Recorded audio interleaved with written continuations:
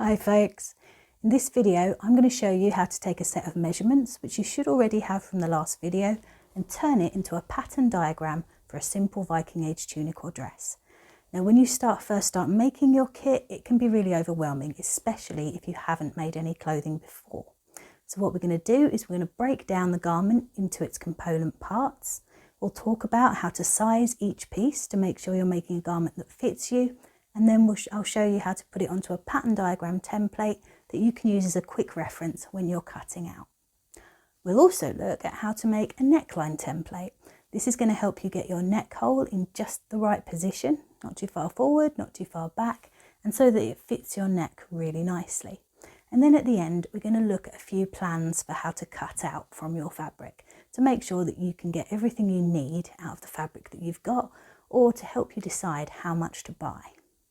This video is part of the How to Make a Simple Viking Age Tunic or Dress series. If you've just stumbled across it, you can find the full playlist link in the cards or down in the description below. Check out the Modern Tools for Ancient Techniques video because that's going to give you all the tools and equipment that you're going to need for this part of the process. There are timestamps in the description of that video to help you find the correct section and the quick reference supplies list as well. There is, of course, a PDF that goes with this video. You'll find the link in the description. You'll also find a link to view just the pattern diagram template that I've made and the notes that go along with it. If you can download that before we carry on, brilliant. You can follow along as we go, and it might make it a little bit easier to understand. If not, don't worry, it's not necessary. We're going to cover every single step together. Ready to go? Lovely.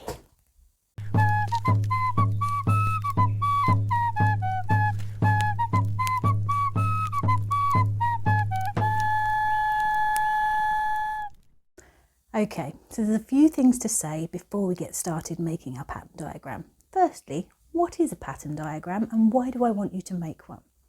So a pattern diagram looks something like this or this, and it's a useful aid to help you accurately cut out all the geometric pieces that are going to go into making your tunic or dress. It differs from what we call a pattern for a modern piece of clothing in that you don't have pieces of paper sized exactly that you cut out and draw around.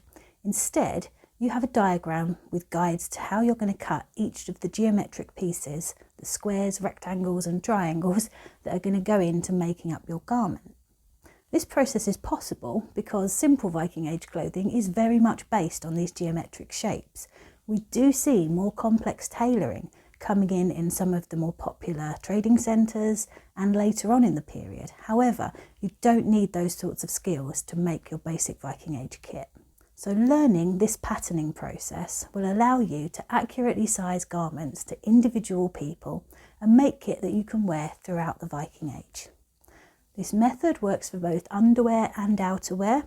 What I will say is that you want your underwear ever so slightly smaller in width across the body and around the arms than you're going to make your outerwear to allow for free movement. So pattern your undergarments first and then go on to your outerwear after you're happy with that. I'll say this now and I'll probably say it again, make a tester out of cheap fabric first. Flat cotton bed sheets are really good for this. You can usually pick them up very cheaply secondhand. You will not regret making a tester garment. You may regret cutting into your lovely expensive re-enactment fabric without having done this first. Now it may seem a little bit strange to put all of this effort into hand sewing a garment that you can't actually wear it shows.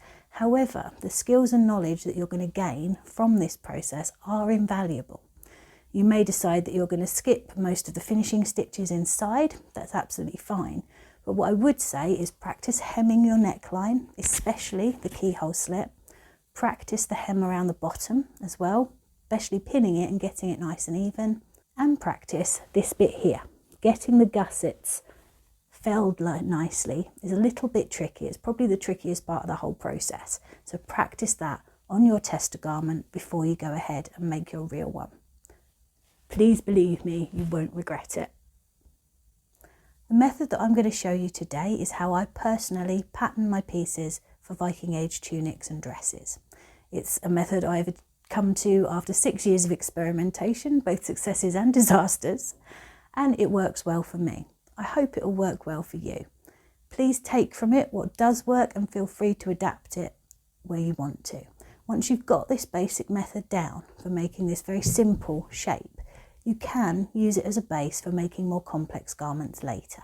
So bear that in mind as we get these basics down.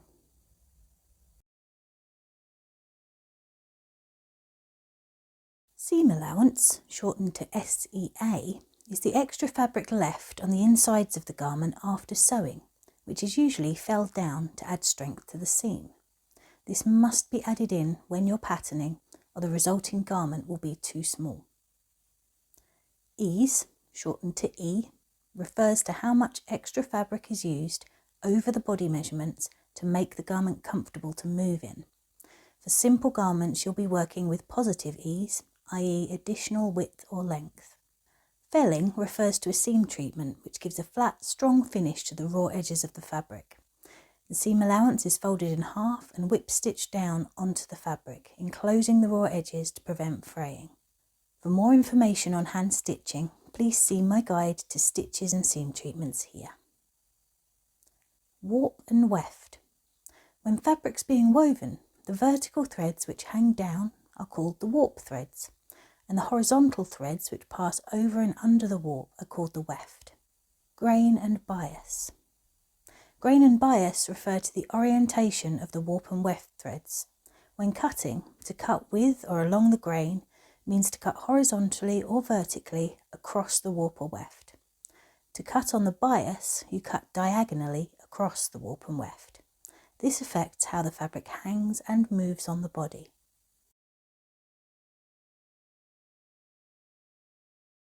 Before we dive in, let's look at an overview of the pieces that we're going to be planning out. This is a display that I use as part of my LHE setup, which demonstrates how these garments were constructed. You can see all the different pieces that go into the construction here. It's a little bit fancy, this one. It's not quite a basic one because it was planned out as a present for my youngest, who very inconsiderately grew out of it during the age of plague. But for our purposes, this is going to work just fine. A simple kirtle or dress has 4 components. First of all, the main body pieces. There can be one of these if it's cut all in one piece, or it can be cut in 2 sections and sewn together at the shoulders. Secondly, we have our sleeve pieces. Now these 2 sleeve pieces are basically trapezoids. What you'll see from the front over here is half of that shape. These are not quite standard trapezoids, as you'll see when you look at the pattern template. However, my method makes them a little bit easier to sew together when it comes to doing this bit here, which is where you join the gusset, which is this square piece here. It appears as a triangle when it's all laid flat. When you sew it all together, having these shaped slightly makes it a lot easier. I also do a little bit of shaping at the sleeves. Again, these ones are a little bit special and a little bit different. But don't worry, we're going to cover exactly what I mean when we get to patterning the sleeves. So you're going to have 1 or 2 main body pieces, you're going to have 2 sleeve pieces and 2 gusset pieces. The last thing you're going to need are the gores. That's these pieces here. These are the triangular pieces which are set into the sides of the main body piece to allow for the width at the hips and for free movement around the knees or the feet, depending on whether you're making a tunic or a dress. Some Viking age garments do have splits here instead. However, most garments will have these gores, and certainly your first set of kit should be constructed in this way.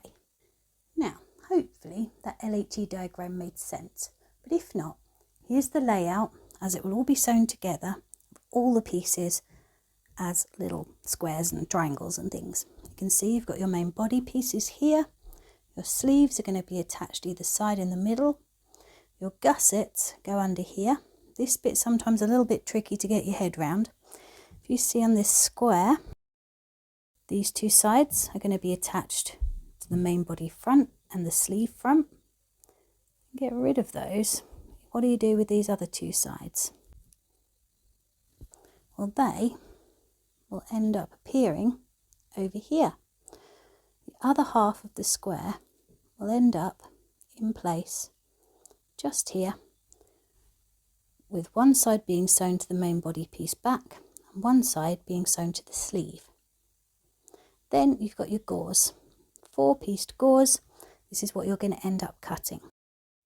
So if we take that all apart, we can see here we've got 2 main body pieces. If you're cutting 2, you may want to cut this all in one, in which case it'll look a bit more like that. You have 2 sleeves, 2 square gussets and 2 sets of gauze. Now you can cut these as one piece, or to save fabric you can split them and then you'll have 4 gore pieces at the end.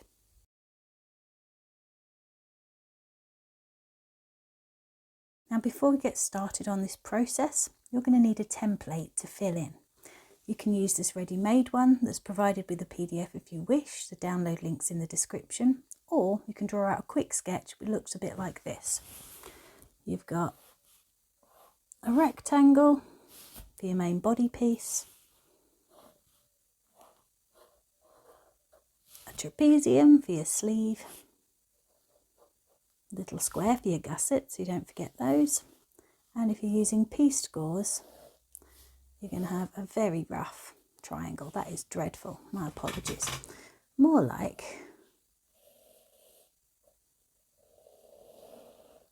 this. Doesn't have to be exactly perfect, obviously, it doesn't have to be to scale. This is just where you're going to note down your measurements. Now when you're starting off, I'd advise using this sheet because it's going to make sure that you've got absolutely everything you need. And having a clear, easy to read sheet like this with all the details makes things much easier when you need to look back on a project to replicate it or plan changes to the next one for a better fit.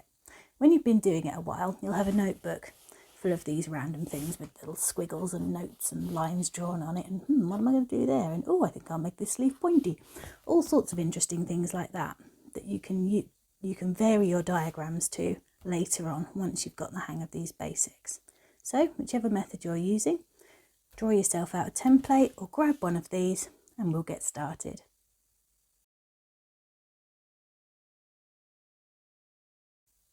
In this video, to help us make sense of all of this, I'm going to be working with an imaginary example person called Loki to demonstrate all of the different calculations that we need to do to find the correct sizes for each piece of the tunic or dress that we're making for them. Now, this is a version of my measurement chart which I've filled in with Loki's measurements. As we go along, we'll be filling in this section, which gives us the sizes that are going to go into this section.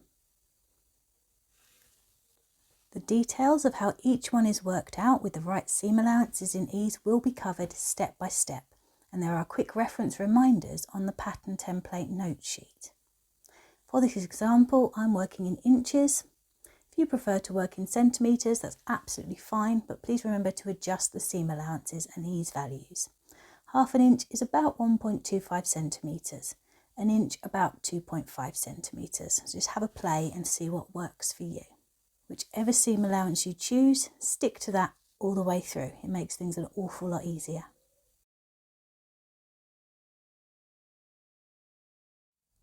We're going to begin by patterning our main body piece. That's this piece here. And we're going to need 2 measurements for that.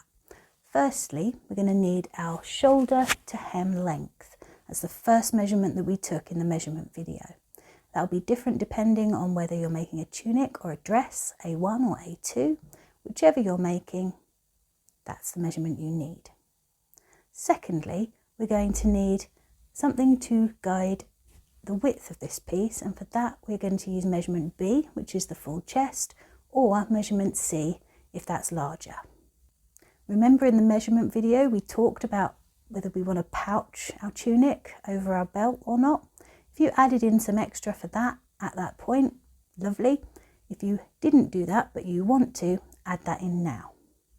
3 to 4 inches is a good average.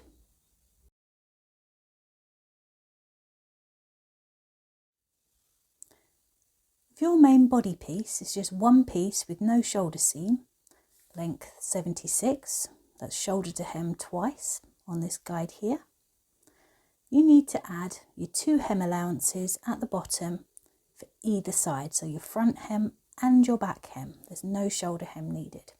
So if you're using half an inch as your hem allowance, you need to add an inch total to those measurements. So that would be 77 inches. That's for a tunic cut with a main body piece in one piece. If you want to cut your main body as two pieces to be sewn together at the shoulders, start with your shoulder to hem length. LOKI's is 38. Add your chosen seam allowance at the top because you're making a shoulder seam, and at the bottom for your hem. Remember, if you're using linen, it will need to be turned under twice to prevent fraying, so you'll end up with a seam allowance or a hem of about 1/4 of an inch, which is lovely. So each of our two main body pieces is going to be cut at 39 inches long.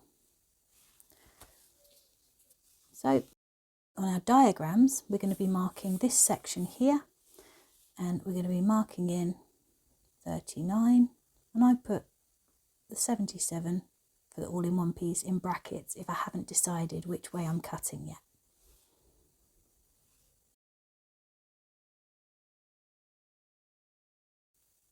For dresses, the procedure is exactly the same as we're going to do if it's for a tunic. So let's just put a note there, that's tunic length for LOKI. If we're going to be making a dress for them, let's look at the values we need to put in for A there.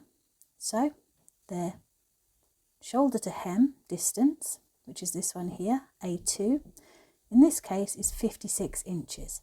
So we're going to do it exactly the same as we did before. If we're cutting two body pieces for our dress, each one needs to be 56 inches long plus a seam allowance at the top and a hem allowance at the bottom. And again, I'm using 1/2 inch for both, so it's going to be 1 inch added to the total measurement. 57 inches. If your body is going to be all one piece with no shoulder seam, you begin with your length, which is 112, 2 times your shoulder to hem distance. And then what you need to do is add a hem allowance at the bottom for both sides. Again, we're going to add 1 inch because we're using 1/2 inch seam allowances. And that's 113 inches for a dress for LOKI. And once again, I'm going to fill those measurements in on here so we've got them in place.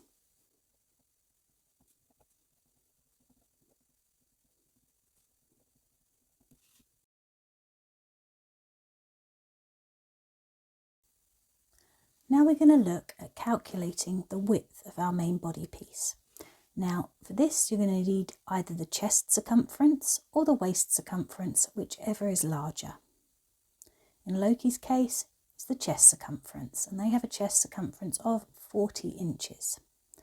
The first thing you're going to do is divide that by 2, because that 40 inches is going to be spread between two pieces. So in this case, that's 20 inches. Then we need to add in the required ease. Now for your first kit, I'd say try 2 inches because that will give you plenty of room for movement. Bear in mind, if you're adding 1 inch each side to the back and the front piece, that's going to add 4 inches overall to the total circumference of your chest pieces. So I'm going to say each chest piece needs 2 inches adding, takes the number to 22. We also need to add our seam allowance on each side. So if you're adding a 1/2 inch seam allowance to each side of your main body piece, that's going to be 1 inch total. So the width of our main body piece is going to end up at 23 inches for LOKI. Now bear in mind, all of these, there's notes on this on your measurement record chart, and there's slightly more detailed notes on the pattern template notes as well. So you can take a look at those and compare. If you find this easy is too much on your trial garment, by all means bring it down a little bit. But going for 2 inches on each main body piece will definitely make the garment easy to wear and easy to move about in.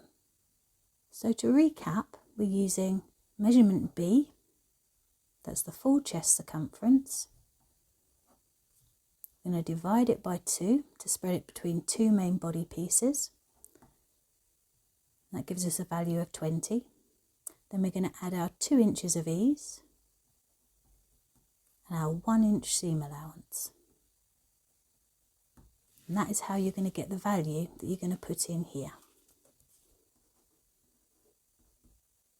Yay!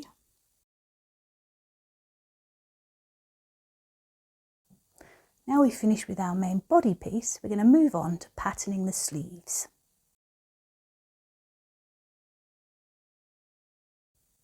To pattern your sleeves, you're going to need 4 measurements. Firstly, you're going to need measurement E, that's arm length. That's going to give us the length of the sleeve. Then you're going to need letter F, which is the bicep measurement here. This gives us the width of our sleeve at the top, at the shoulder. Next, you're going to need measurement G or measurement I, depending on which one you're going with. We'll talk about that more later. And that's going to give you the circumference of your cuff. So that will tell you how wide to cut the bottom of your sleeve. Finally, you're going to need to know what size you want to cut these square gussets for under the arms. So we're going to get those 4 measurements laid down now. For a super simple sleeve, you can simply cut these as a trapezoid shape. They look like that.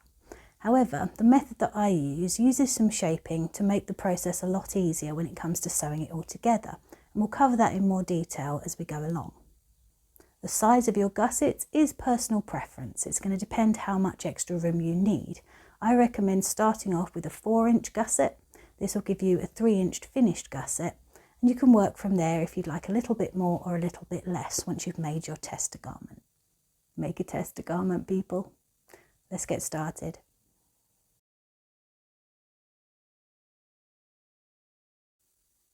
To calculate your sleeve length, use measurement E.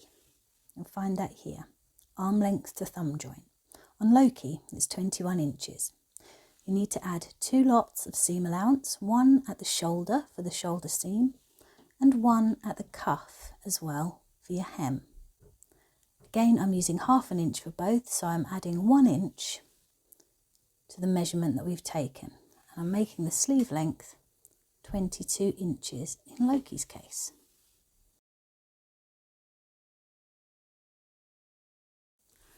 For the width at the shoulder seam, that's this large distance here, we're going to be using measurement F.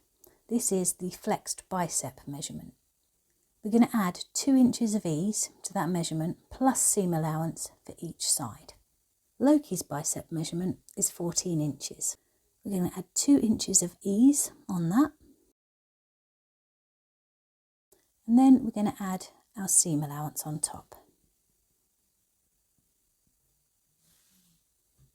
So our final width at the top of the sleeve piece here is going to be 17 inches.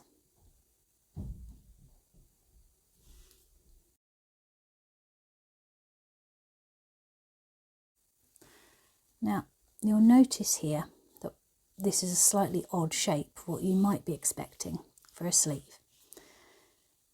What I do with my sleeves is when I'm cutting them, instead of taking them from there straight to there and losing this extra fabric, I cut the width of the gusset straight across at a right angle and then start shaping the sleeves. This gives you a straight edge to attach the gusset to, and it makes filling the seams at the shoulder a little bit easier as everything is at right angles. And you'll see what I mean about that when we get to the point of attaching those gussets. For the final part of the sleeve, again, you'll see a very similar thing here. You'll see I've come straight there and then shaped the sleeve. Now this one, it's only 1 inch wide here. However, what that does is when you're folding back the hem to hem your sleeve, the piece that you're turning under is equal to the very edge, rather than having a slightly smaller circumference of hem here trying to turn back onto the slightly wider part of the sleeve. Just makes it a little bit simpler and makes it lay nice and flat, and means you've got less fussing about to do when you get to hemming the cuffs.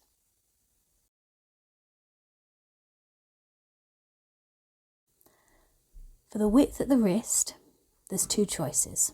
If we look over here, you're going to see forearm flexed and circumference of hand hole.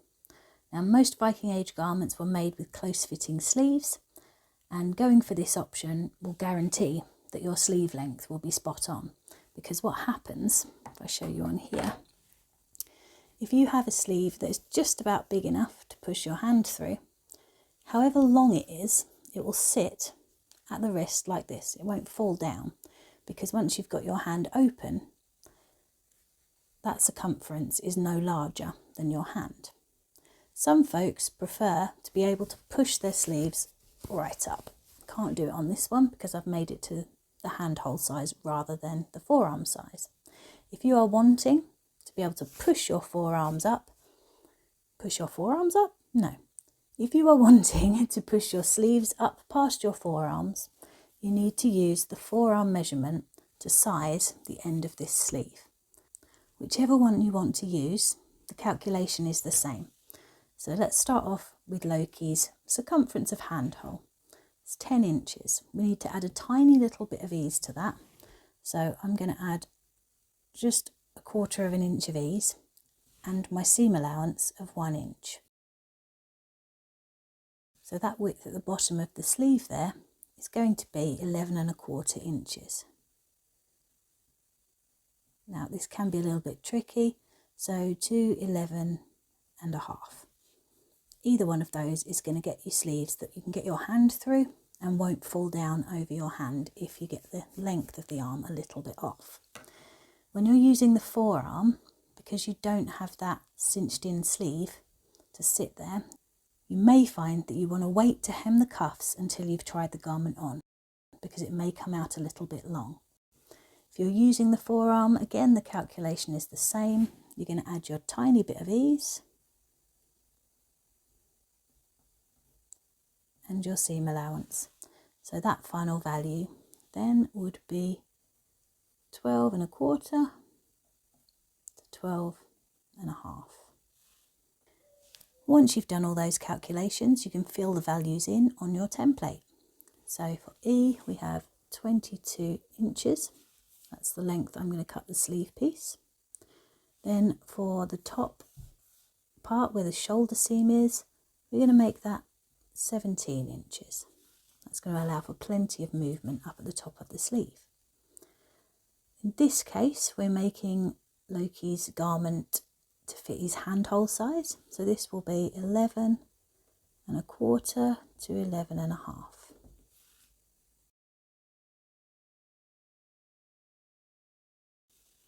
The last thing we need to talk about is gussets. Now these are little square pieces. They get attached under here on the final garment where you've got your sleeve there. They look like little triangles just in there because they're folded in half and attached on all sides.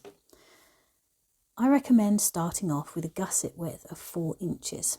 This is going to leave you with a gusset that's actually 3 inches in diameter once you have allowed for all the seam allowances. This is a pretty good baseline to start with. You can decrease the size of these or increase them after you've made your test garment if you find you want to adjust the fit.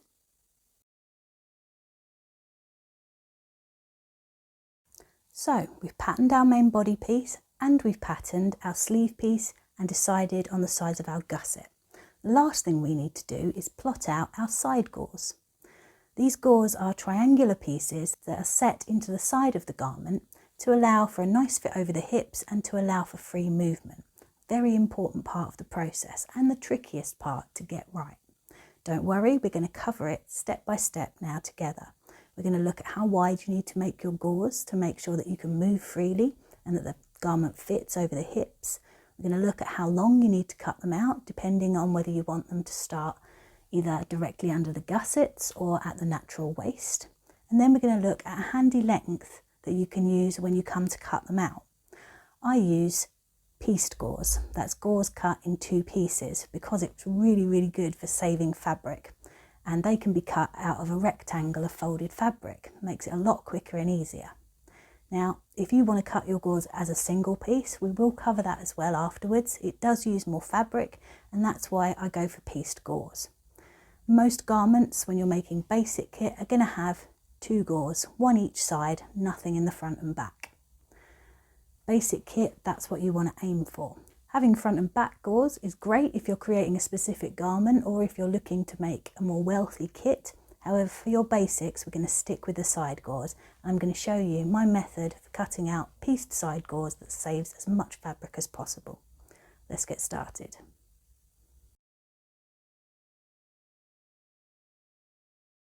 So for pieced gores, you're going to need to cut out 4 pieces that look like this. As I said, they're cut on the fold, so each set is exactly mirrored. You can cut them separately if you wish, but if your fabric has a noticeable right and wrong side, it shouldn't in most cases, but if it does, you're definitely going to need to cut these mirrored so you don't end up sewing some of them on inside out. We'll talk more about how to plan out how you will cut out your pieces later on in the series. Please note, in this diagram, the thin pointy end of the triangle won't actually be a point when using my method. This is because I cut my gores with seam allowances at the top, bottom and on both sides. This makes flat filling the seams so much easier and neater. Here be dragons, nope, triangles, me hearties. So, just before we get into sizing our pieces, I want to take a moment to talk to you about triangles. To get our sizing right and to be able to check the fit of our garment before we cut it out, we need to use a little bit of geometry. A single half of a pieced gore when complete is a perfect right-angled triangle. Each side gore will have 2 of these pieces, and we'll need to calculate the lengths of at least 2 and possibly all 3 of the sides of the triangle shown above to get our gores cut right, depending on which method you choose. Value C, the longest side, is our gore length. It's the part that will be cut on the bias and the part that will be sewn onto the main body of the garment. This diagram shows how that works. The gore piece is tilted so that the long bias cut side will attach to the main body, leaving an angled hem that we can round off during the final hemming process. Value B, the opposite side, is what we will be calling our gore width. That's the part that will make up part of our final hem. And value A, the adjacent side, is what we're going to call our handy length for cutting out. This will be joined to the other side of the pieced gore. This will all become clear as we go along. Now, as you can see from the gore piece on my template sheet, my pieces are not perfect triangles, but instead it looks as though they have a bit chopped off the end. This isn't quite the case. In fact, that normal pointy triangle sits inside the slightly different shape that I cut my gore pieces. You can see that just here. On the left is the gore piece as it will be when it's finished, and on the right, inside you can see the shape and size of the finished gore with its seam allowances all around. Now I add seam allowance on both sides for the join to the main body and sewing the 2 pieces together, along the bottom of the gore for our bottom hem, and at the very point to make getting all the seam allowances felled nicely inside the garment, so it doesn't come apart as that joins a vulnerable point, and so it doesn't irritate the skin when the garment is being worn. Understanding how that perfect right-angled triangle sits inside the shape of the gore piece is going to be very important later when it comes to checking the fit around the hips, where we will need those exact finished piece measurements.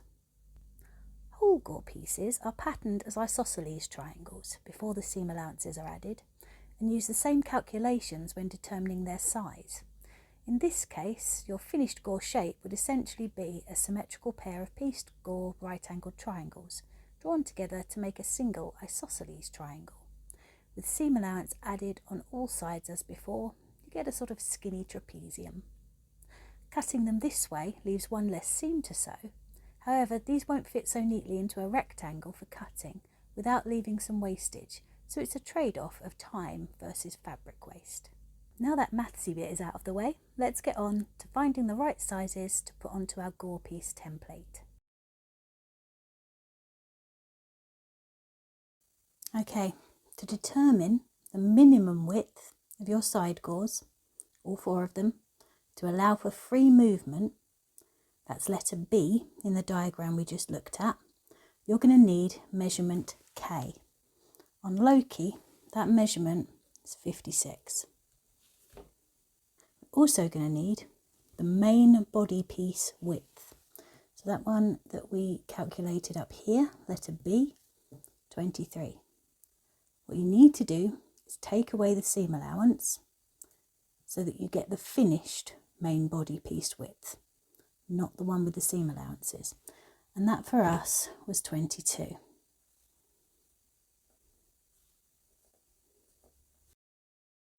For our example tunic that we're making for Loki, we're using 2 side gores. They're pieced, so there will be 4 in total.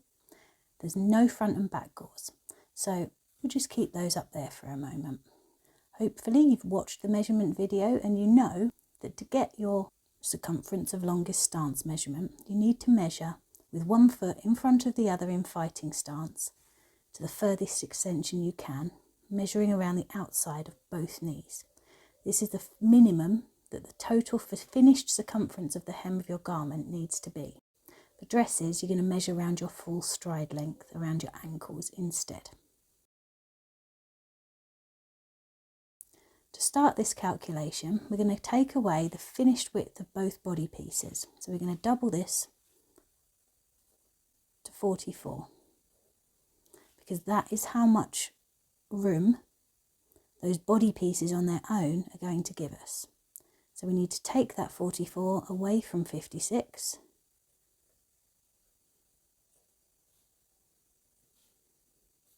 And the value we get is 12. So we need 12 extra inches around the circumference of that hem to make sure that Loki can move easily. So between all 4 of these gores, we need an extra 12 inches minimum. So we divide that 12 into 4 to get the amount of inches that each gore needs to provide at the hem. And in this case, it's 3. We add a seam allowance to that for either side. Because I'm using a 1/2 inch seam allowance each side, I'm going to add 1 inch to that total measurement and come out with my minimum gore length being 4. Because once you take away that seam allowance, each one will only give you an extra 3 inches.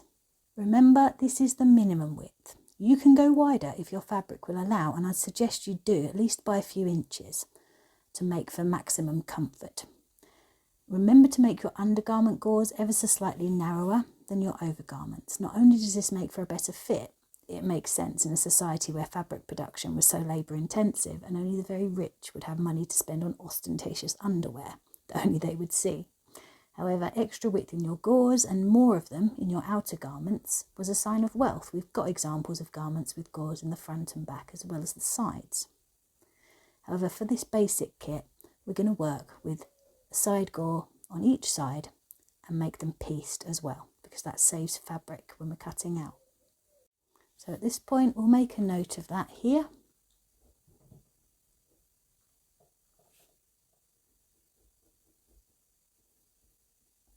We need a minimum of 4 inches. We can decide our final gore width a little bit later on, because this could change when you check the fit over the hips. We'll get into the details of that in a bit, but in some cases, if you've got very narrow gores, the hip measurement will hit about here, and there won't be enough room given if you're using the very minimum gore size. So hold that thought.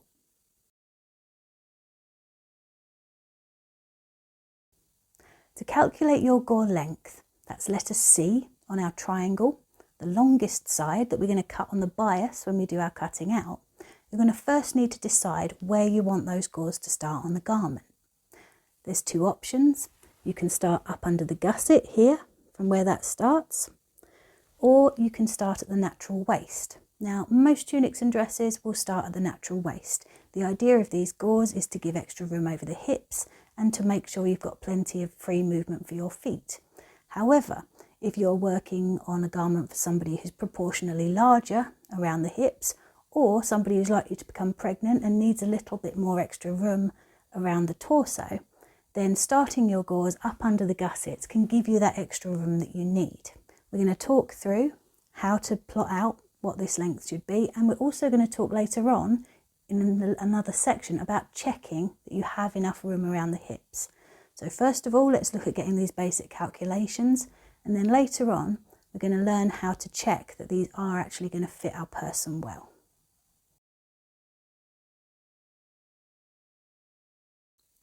We'll begin by looking at the process for working out this length for gauze starting at the natural waist.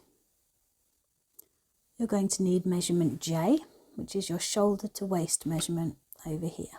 So shoulder to waist, in this case, equals 17. What we're going to do is subtract this value from our shoulder to hem measurement. That's A1 or A2 before it's doubled if you're using a single piece. What we're looking at is the finished measurements of that piece. So if we're making Loki a tunic, their measurement from shoulder to hem is going to be 38 inches when the garment is finished, because bear in mind by then the seam allowances will have been tucked inside and the hem will have been done.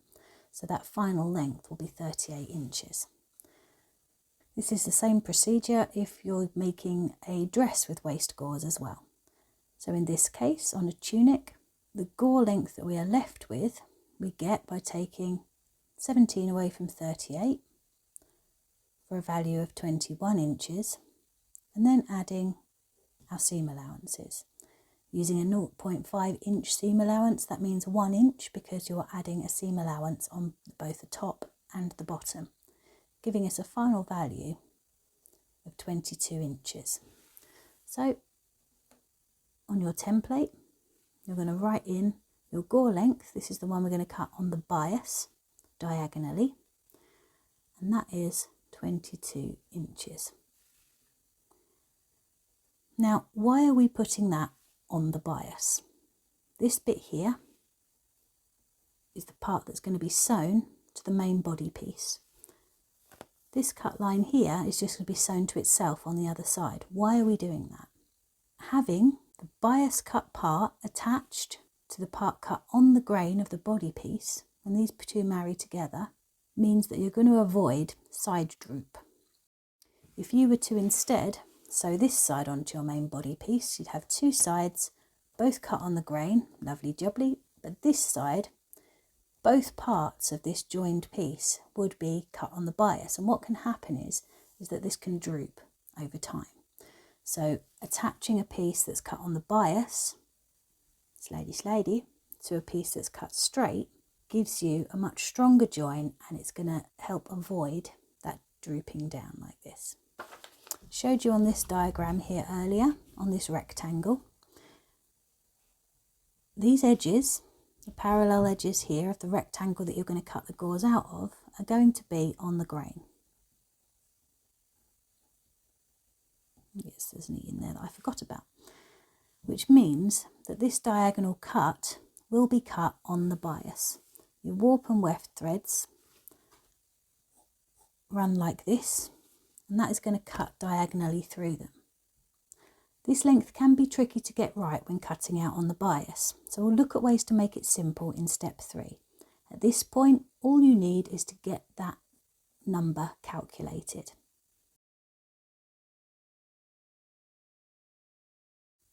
So if we switch over now to our pattern diagram template, what you'll see on the left here is the part for filling in the length of the gauze from the waist.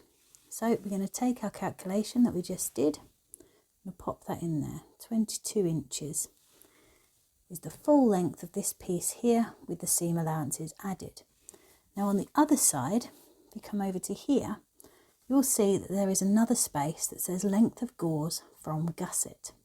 For garments with gauze that start at the gusset, a slightly different calculation is needed to get that value right. As I've said, this type of gauze starting from higher up can be a really helpful option if you've got a larger hip measurement or need additional width at the hips and waist. Because the gauze start higher, they are much wider at hip level. So if you decide that you want to start your gauze from just under the gusset here, you can see this little grey outline shows you the sleeve piece and the gusset. We're going to need those values in a minute from the earlier calculations we did in order to fill this in. The first one that we need is our sleeve width at the shoulder, and we determined that that was going to be 17. You can read it off from there. We're also going to need to know how large we've decided to cut our gussets, and I recommend 4 inches. So now we've got all of that information. What it's good to do at this point is just translate some of these measurements onto here, because that's going to help you complete this last step. So we're going to assume that we're making a tunic for Loki, and we are going to use 2 main body pieces. So on here you'll see a bit here, main body piece 1 or 2. We're indicating that 2 is our choice. So we are going to come over to here, find our tunic length. And our tunic length for Loki is 39 inches. You might want to make a note up here what type of garment you're making. I'm just going to pop tunic in there to remind me.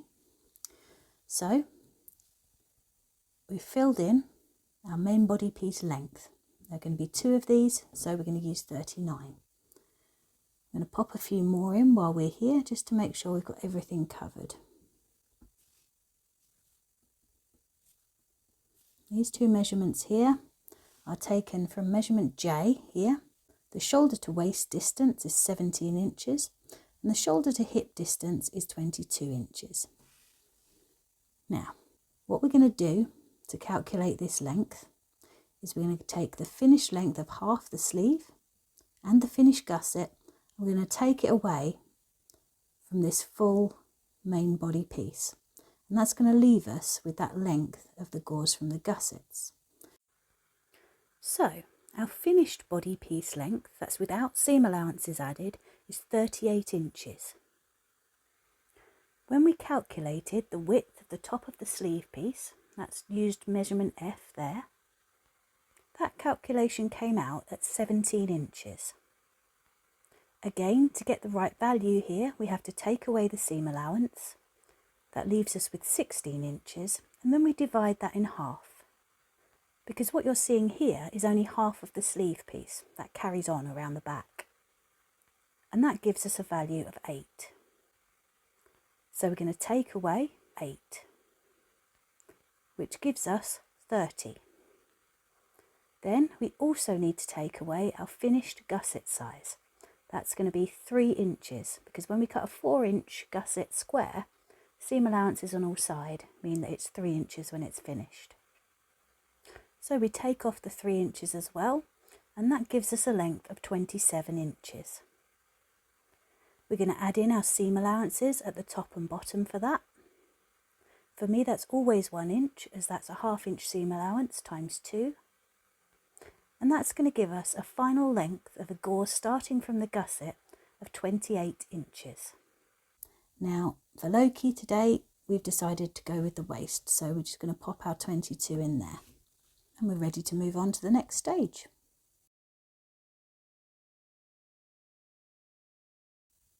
Now, as I've mentioned before, a set of pieced gauze is cut from a rectangle. Remember this weird little diagram. The one thing that we're missing on here is this, the handy length for low waist cutting on the grain, which corresponds to these parts of the rectangle here. Remember, this is a folded piece, so if you cut a rectangle like this and then divide it, you've got an exact set of mirrored gauze. Now, there are 2 ways to find length A. Method 1 is what I call quick and dirty. If you've got enough fabric to waste 1 inch or 2, simply use the value you got for the full length on the bias up here as your handy length for cutting out. So you just pop that down there. Don't know why I drew a 3 there. 22, and then that becomes irrelevant. This is going to make your gore pieces a little bit longer than necessary, but if you start them exactly from the point that we've chosen, so as long as you stick to where you're starting the gauze from, either the waist or under the gusset, and sew all the way down, you can just remove any excess that ends up along the bottom here. So all the way down, and you will just have a little bit dangling off the edge. Especially with finer gauze, there's not a great deal of difference in these 2 measurements anyway. So if maths really makes you feel sick, then just go straight for that, and you will always have enough of your gore length on the bias if you're using that measurement for that one. Now, if you want to be more precise, we're going to have to do some maths Don't panic, it's not terrible, I promise. If you're short on fabric and you want to be really, really precise, use the following method. To be absolutely accurate, what we're going to need to do is do these calculations with the finished Gore piece sizes, not the ones that we've been using here, which are our bits with seam allowances added. Because I use this wedge part here to make sure I've got plenty of room for my seam allowances, it messes the calculations up a bit. So we start off with our pure triangle. To get the length of that straight side, that handy length for cutting out, that's letter A on this diagram here, we're going to need to use some Pythagoras. Now I say we when I mean this handy right-angled triangle calculator online. The link's down in the description and up on the screen there right now. What you're going to need to do is switch the units in each box to inches, unless you're working in centimetres already. Make sure that you do this for A, B and C. You can input your values into box B, that's the opposite side, and that is our finished Gore width that we calculated earlier. Now if you already know that you want to make it a bit bigger, absolutely fine, put in your chosen measurement. Then in box C, this is going to be our Gore length on the bias minus the seam allowance. So in Loki's case, that will be 21. Then hit calculate and it will give you a value in box A which is equal to our adjacent side or letter A. This is our handy length for cutting out. This is what comes out, 20.78 inches. Now, because inches are not decimal, we need to translate this back. 20.75 inches would be 20 6/8 of an inch. We then need to add our inch seam allowance back onto that for our final value, which gives us 21 6/8 of an inch. Oh my God, that's difficult to say. Now, as you can see, that's very, very close to our 22. Very little difference in there. However, if we instead say that Loki's gores are going to be 8 inches wide, take off the seam allowance for a 7-inch finished Gore and put 7 in as our B value, with our Gore length the same at 21, then A comes out at 19 6/8. Adding back the seam allowance of 1 inch, that's 20 6/8. Now, what that shows you there is that the wider your gores get, the shorter this distance is going to be. It's just the way triangles work. It's weird. I don't know why, I just know it works. What it also tells you is that whatever your length of C, your length of A, your handy length for low waist cutting, which is going to be this one here, is always going to be shorter than this, which is why the quick and dirty method works. If you pop that Gore length on the bias along there, this will always be a little bit longer, so you're always going to have enough. There's one more way to get this value, and that involves drawing scale diagrams of your gores. We're going to look at that in the next section, because we need to do that if we need to check our hips. But once you've drawn your scale diagram, once you get everything in place, as long as these two values are right here, you can measure off this value on your scale diagram and Bob's your uncle. You don't actually have to use the triangle calculator, but I'll leave that up to you.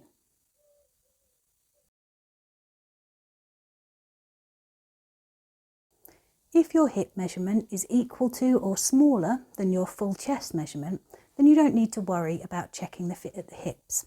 However, if your hip measurement is significantly larger than the finished measurement of your chest pieces, you'll need to check that the gores are going to give you enough width over the hips, not only to fit at all, but also for the right amount of ease that you want as well. Now, technically, you can pick any point between the gussets and the natural waist to start. However, I'd suggest going for one or the other, especially when you're starting basic kit. If you're recreating a specific find, then you might be more limited in your choices here. However, if you're just making a simple kit for yourself or someone else, then consider their hip measurements when you decide whether to take your gauze from the natural waist or the gusset. Starting from under the gusset will give you more room around the hips. Please do take the time to check this. If your hip measurement is more than 4 inches larger than your chest measurement, we left 4 inches of ease in total for the chest measurement, and that's why I'm saying 4 inches here. If you've left more or less ease at the chest, you're going to need to take that into account as well. So if you have a discrepancy there, please take the time to do this step, because you do not want to find, especially if you've been quite conservative in how wide you've made your gauze, that this garment does not fit over the hips when you've finished it. When we looked at the width of the gauze, we were calculating the very minimum width that was needed just around the knees or the ankles. That isn't taking into account the hips, so you do need to check this, especially if you've gone with that minimum measurement for your width. You may decide you need to increase that quite significantly.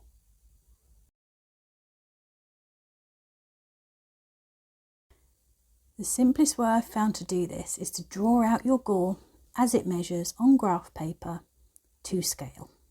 Don't panic, I know this looks really complicated. We're going to talk through each little bit, how you draw out these diagrams to scale and how and what all the measurements mean step by step. Get yourself some graph paper. You don't have to use graph paper, it just makes everything easier with keeping things exactly in line. If you do use graph paper, when you're scaling, check that your graph paper is accurate, because I drew all these out and then realised it wasn't and had to do it all again. So you can still use the guidelines for your scale drawings. However, you are going to need to make sure that you're measuring each of the lines and converting into your scale exactly, so that when you come to do this final measurement here, this little bit here and this little bit here, these are the points at which you're going to measure how much room you've got at the hips. So you need to be very precise with those ones. Now, let's take away that scary page and come to a nice clean one. You're going to need a few measurements for this section. The measurements you are going to need initially to draw out your diagram are your gore length on the bias, which in this case we're going to use Loki's tunic with gores starting from the waist as an example. That is 22 inches. So you're going to need that measurement first of all. What you're also going to need is that measurement without the seam allowances. So in fact, we're going to take that back to 21. This is the finished length of this part of the gore here. What you're also going to need is the gore width, which we calculated from that measurement K, and we found that our minimum needed to be 4 inches. Now, for demonstrating this, let's say we've gone for our 4-inch gore width. Again, we need to take the seam allowances off, so this value is going to be 3 inches. We'll need all of these, but these finished measurements, rather than the ones with the seam allowances on, are where we're going to start with the more precise calculations, so write them down as well. Now, if you've gone to the trouble of calculating your handy length for cutting out, can't spell handy, there we go. In this case, it was 21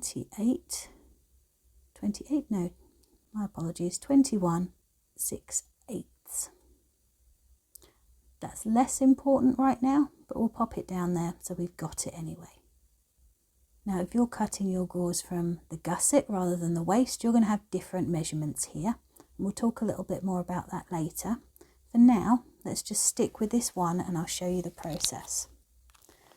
So, if you've decided to go for the quick and dirty cutting method, and you've made this handy length 22, or whatever you've calculated, if you're using your gore length on the bias as your handy length, because you can't be bothered to do the calculations, totally understandable, then what we're going to do here is a little bit simpler. First of all, we need to convert these measurements to our scale. Now the scale that I'm using here is going to be 4mm equals 1 inch. So I need to convert all of these numbers into my millimetre scale before I start drawing out. So 22 is going to equal 86mm. 21 is going to equal 84mm. 4 inches is going to equal 16mm. 3 inches is going to equal 12mm. We won't worry too much about that one yet. We'll come back to that if we need it. So if you are using your gore width on the bias as your handy length for cutting out, we can start drawing straight away. So first of all, we need to draw in the handy length for cutting out on the line here. If you imagine these lines are the warp and weft of your fabric, your bias cut is going to be this one going across them, and your cut on the grain is going to run in line with these grid lines. So I need to find 86, 80, yes, 88, yes. So we're going straight in with our gore length of 88 there. On this one, because we're not doing it very precisely, we can use our finished measurements and it'll work absolutely fine, because this is what we're actually cutting. So there we have our first line. Now I'm going to swivel around quickly and we're just going to draw in just along there our 4mm, which is the little stubby cut off bit on our gauze here. The next thing we need to do is draw in our gore width. Now we've gone initially for 4 inches, 16mm. So you're going to find that on there.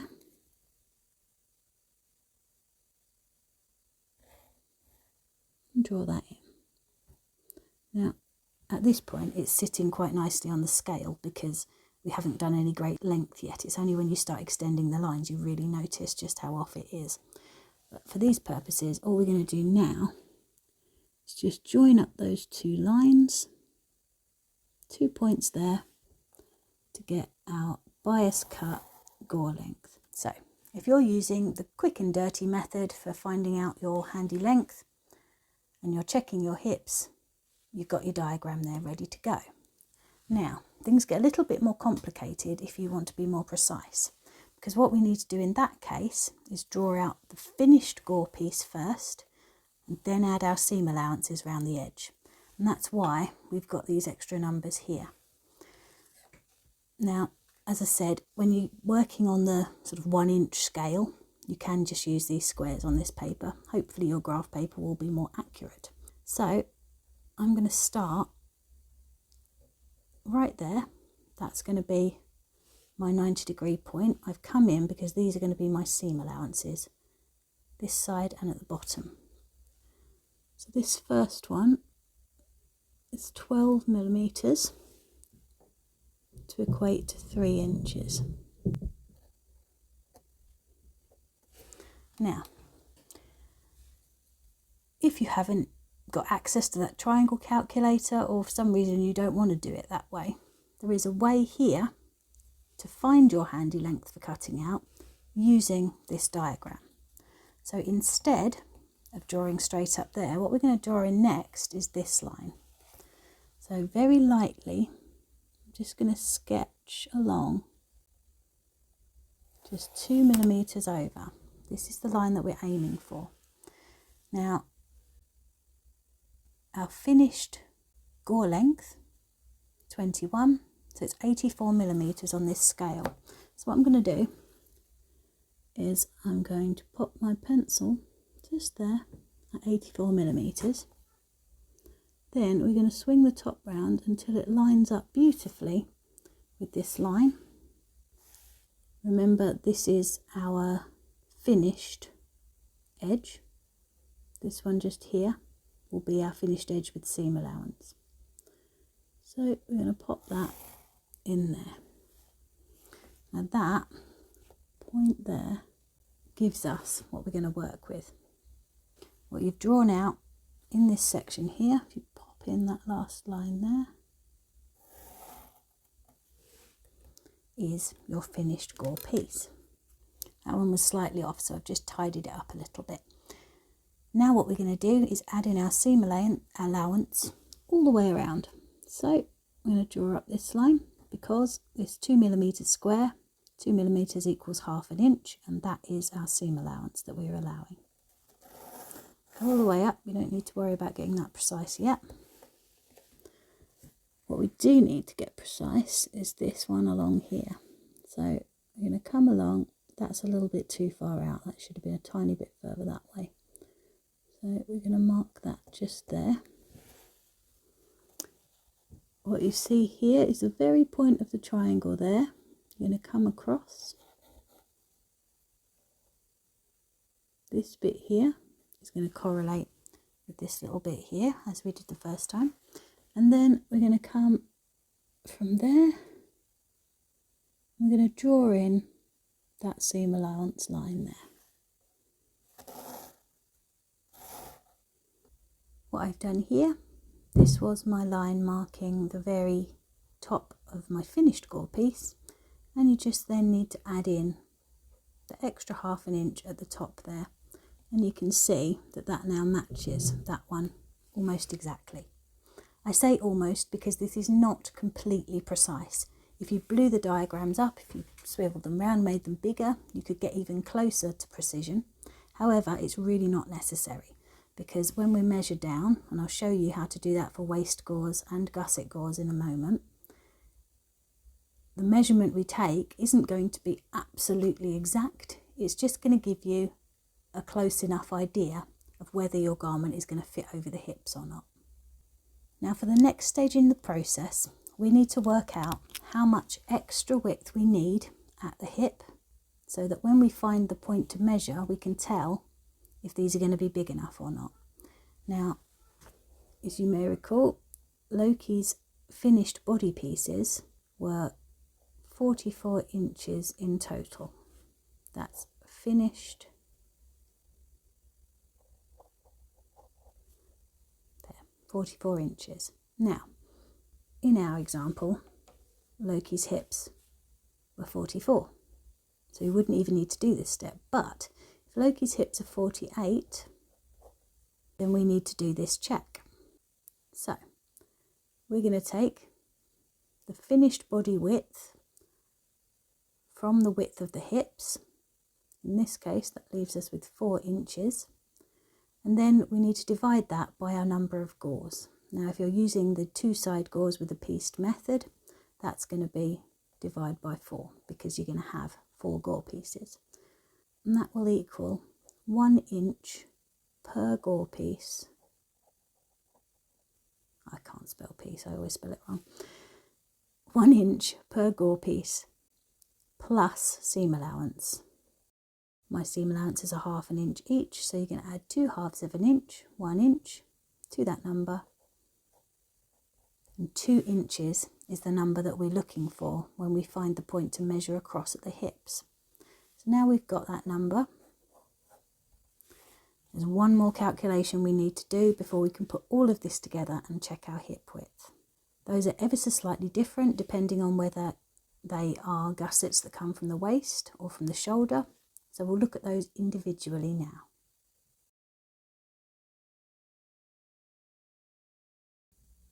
So if you have gores that start from the waist and you need to check the width at the hips, just here, you're going to need to find out how far down this gore piece you need to measure.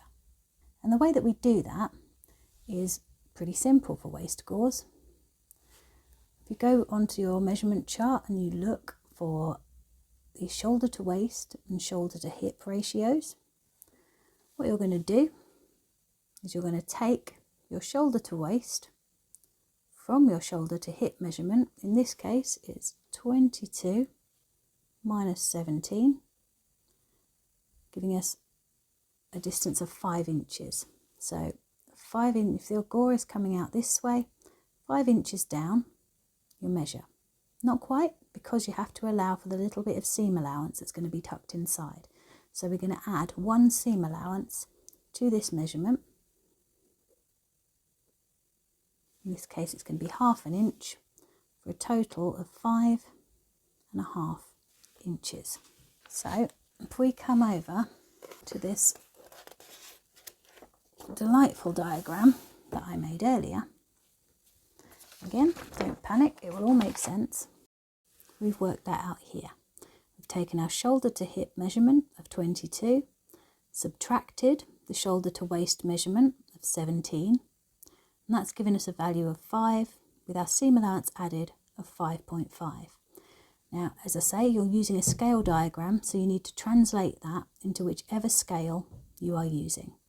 In my case, I'm going to use 22 millimeters because I'm using 4 millimeters to the inch. So here's a scale diagram I drew earlier, making sure that everything was correct. I'm going to come from the very point here. I'm going to measure 22 millimeters down and mark a point. I'm going to do the same again from this point here, 22 millimeters down and mark the point. So on this diagram, you've marked a point here, a point here, draw a line straight across. What you then do is take your ruler and you measure that line from the outer point to the outer point. In this case, it's 7 millimeters. We're going to convert that back to inches, and on my scale, 7 millimeters equals 1 6/8 inches. Now, if you remember earlier on, we said we needed 2 inches with seam allowances per gore so that this garment would fit over the hips.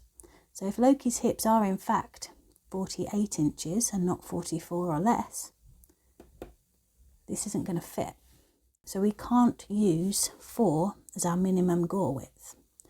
What we're going to need to do is extend that gore width and try a larger gore, which is exactly what I've done over here.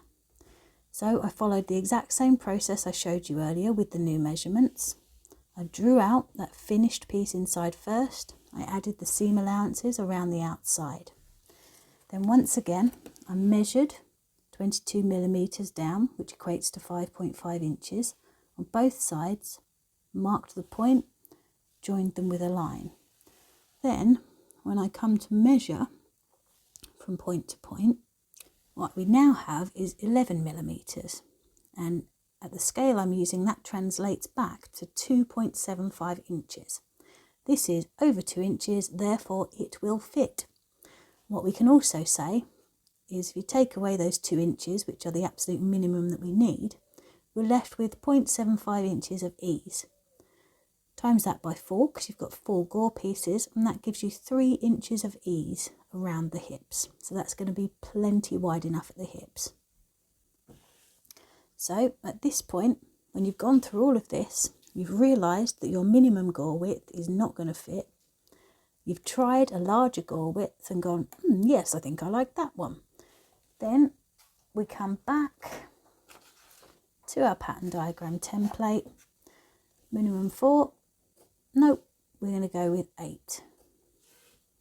So now we know when we're cutting out our gore pieces, we want them to be 8 inches across.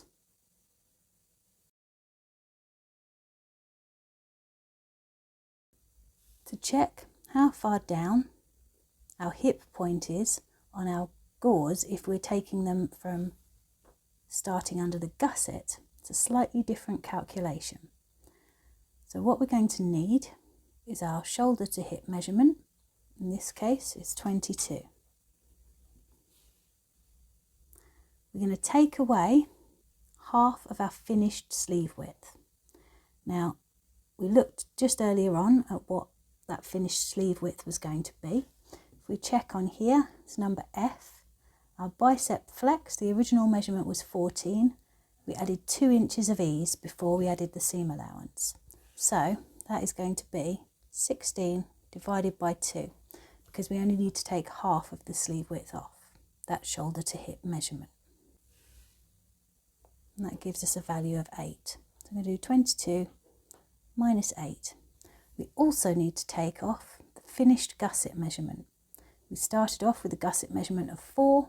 That's going to be a finished gusset of 3 inches. Therefore, we're going to take 3 off as well.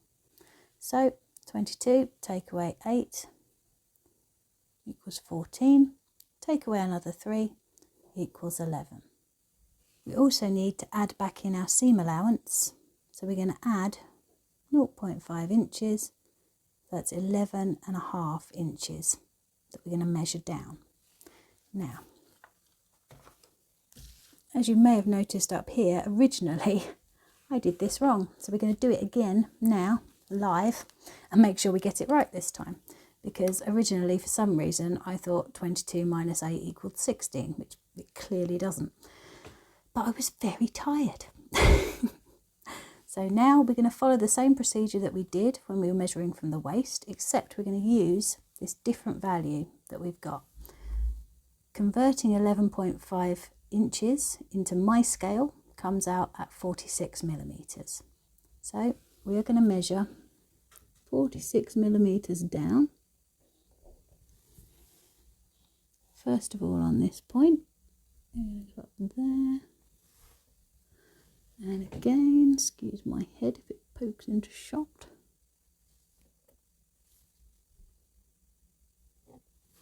So we have our 2 points marked. I'm going to draw our line across.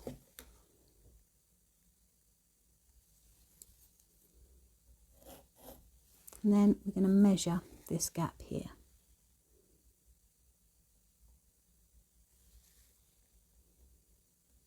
As precise as you can.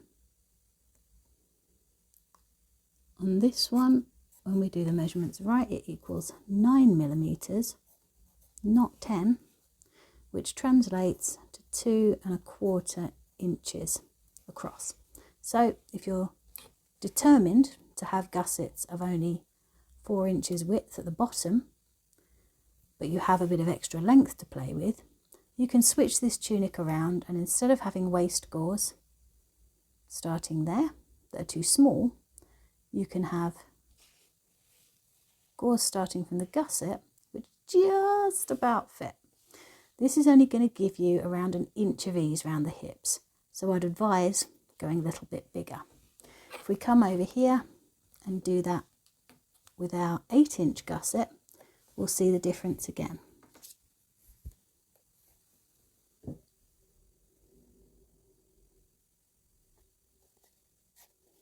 Helps if you measure the right line. There we go.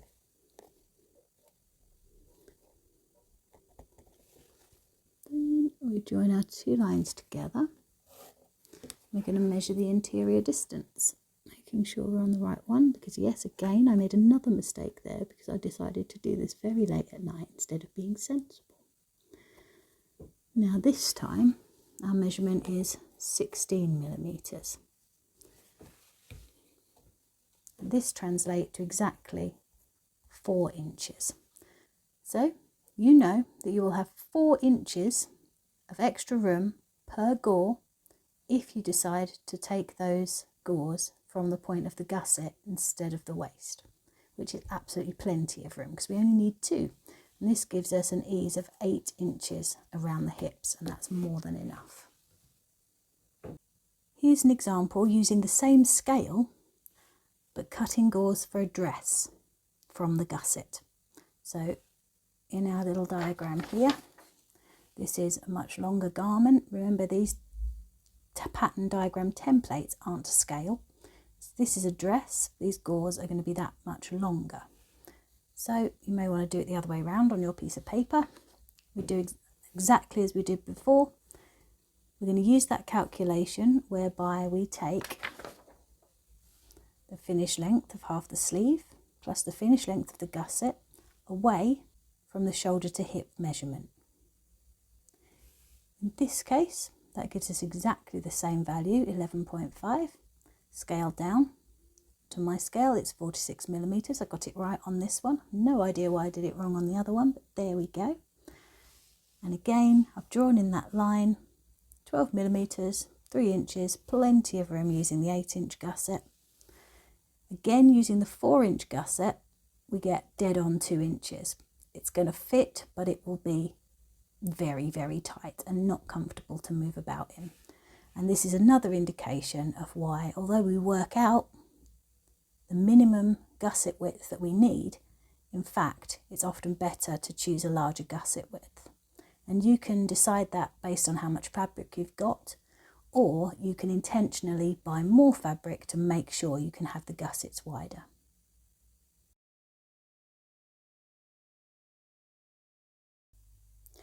Now, what happens if you've already cut out your gauze and you suddenly think, oh, actually, I'm not sure that that's going to fit right over the hips? Well, in that case, you can use this method that we've just talked about to check your actual pieces, and no scaling is involved.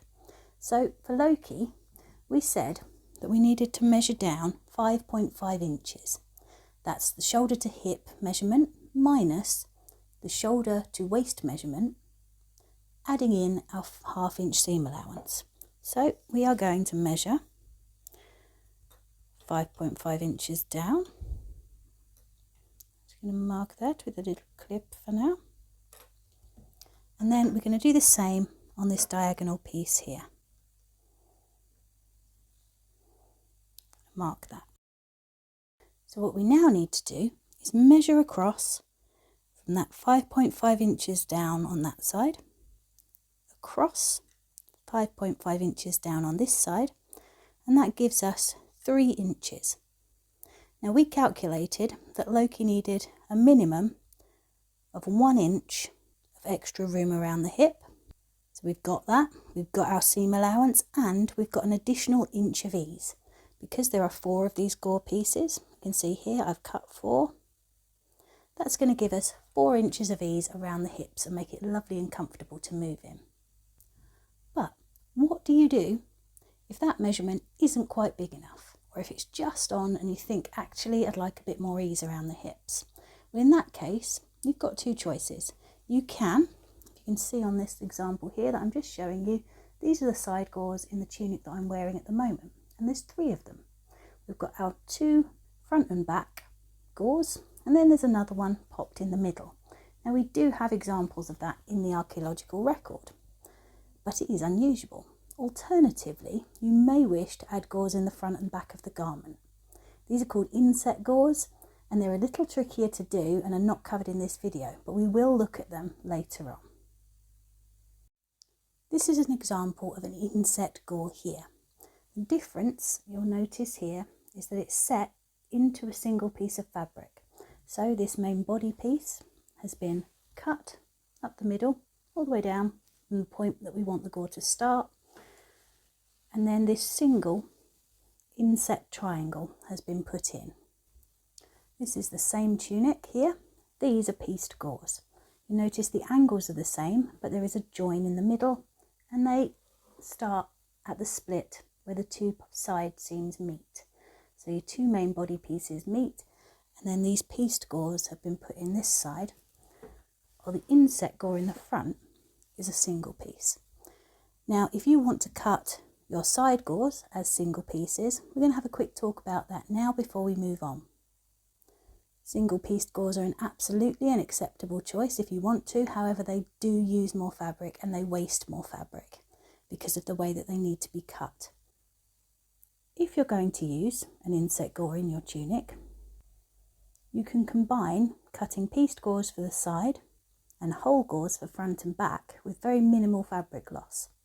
We'll have a look further at that when we have a video just about inset gores, because popping these in is quite different to popping in the side gores.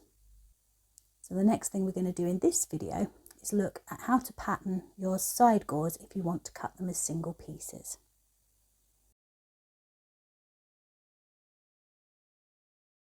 So if you want to cut all of your gores as single triangles and not piece them, the measurement calculations are done in exactly the same way, except your final pieces will be shaped like this, with no join in the middle, instead of like this. If I show you on this piece here, what you're basically doing is omitting the seam allowance and cutting your triangle out without the extra seam. You're going to have 2 for a simple kirtle or dress, 1 each side. So, to work out the full width of single pieced gauze, we calculate the total extra needed in exactly the same way as we did for pieced gauze using measurement K.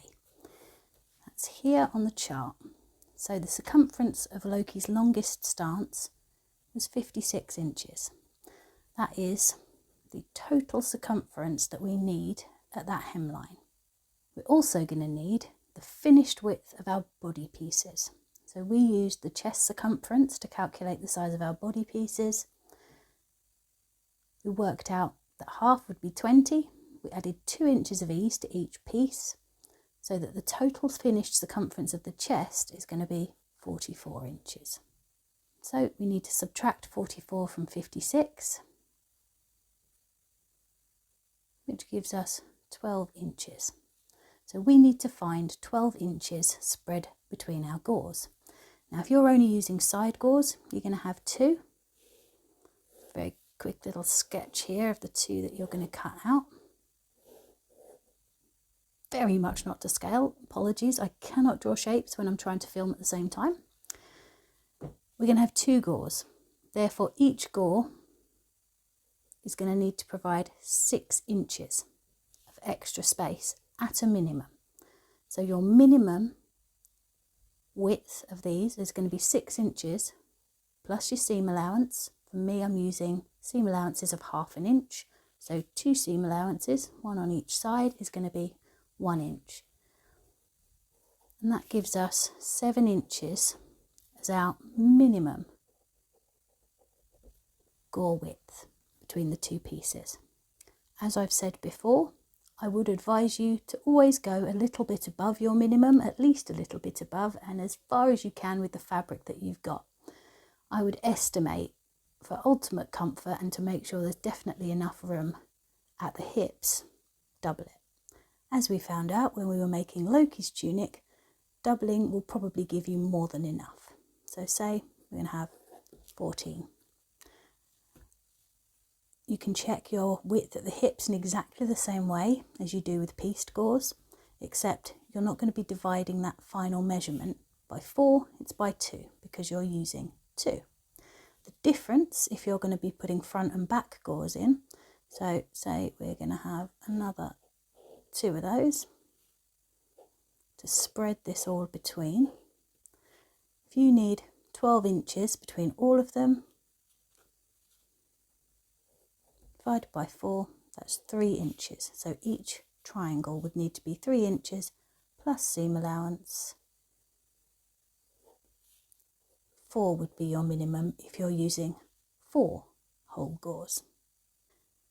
When we take a look at this diagram of the whole gore, if you imagine this is one pieced gore, this is the other, they're just joined together without the seam allowances. So this green line here is your gore length.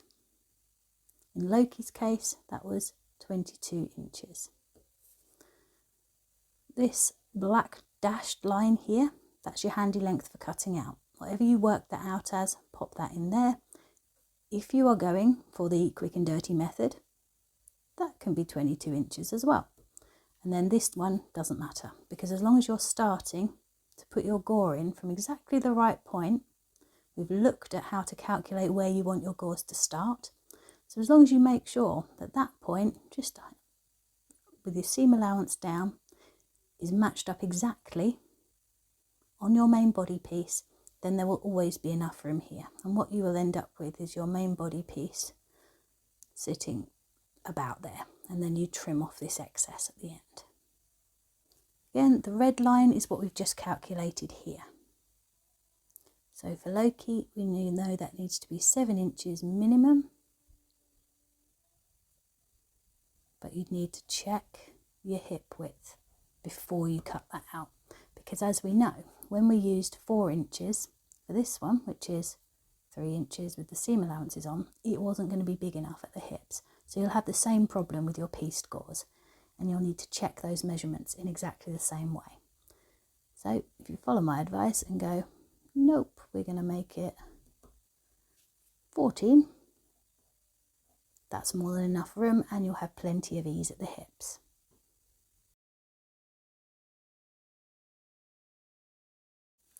So here we are. If all's gone well, you should have a fully filled in measurement record sheet, a fully filled in section with your measurement and ease seam allowances added in.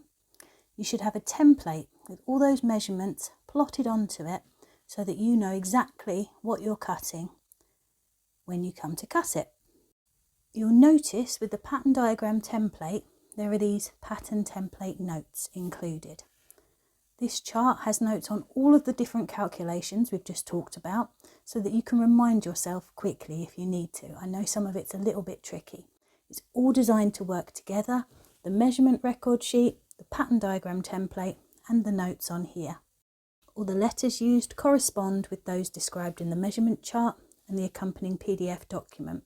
You can find that download link in the description in the PDF documents playlist or from the description of the measurement video itself. If you look on my pattern template notes, what you'll see is first the letter that corresponds with the measurement chart, then it will say pattern piece. So it's which pattern piece that measurement is used to calculate. For example, if we look at letter E, that's the arm length, shoulder to thumb joint.